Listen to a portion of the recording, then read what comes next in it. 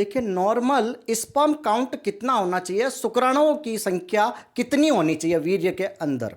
Normal जो sperm count होता है वो 1 ml के अंदर, ध्यान से सुनना, 1 ml के अंदर 15 मिलियन से लेकर 200 मिलियन तक होना चाहिए। कितना? 15 मिलियन की रेंज से 200 मिलियन के बीच में होना चाहिए। That is good range. Good range क्या है? 15 मिलियन से 200 मिलियन के बीच में आपका स्पर्म काउंट होना चाहिए, शुक्राणुओं की संख्या वीर्य के अंदर होनी चाहिए। क्लियर है?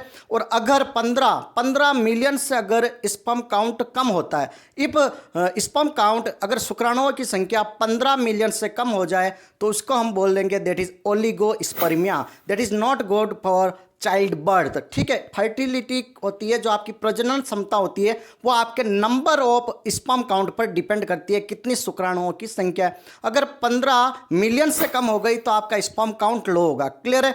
आपकी जो प्रजनन क्षमता होगी धीरे धीरे घट जाएगी। आजकल काफ़ी टेक्नोलॉजी आ गई, दैट IVF वगैरह, उससे रिप्रोडक्शन वगैरह की प्रोसेस कंप्लीट करवाई जाती है। ठीक है, तो यहाँ पर आपको मिनिमम काउंट पता चल गया। क्वेश्चन 1 मार्क्स का पूछा जाएगा कि 10,000 होगी, 40,000 होगी, मिनिमम कितना 15 मिलियन पर ml होना चाहिए, 15 मिलियन पर kg होना चाहिए। कैसे भी क्वेश्चन पूछ लिया जाए तो पर ml 15 मिलियन कम से कम होना चाहिए और ज़्यादा से ज़्यादा 200 मिलियन तक जा सकता है।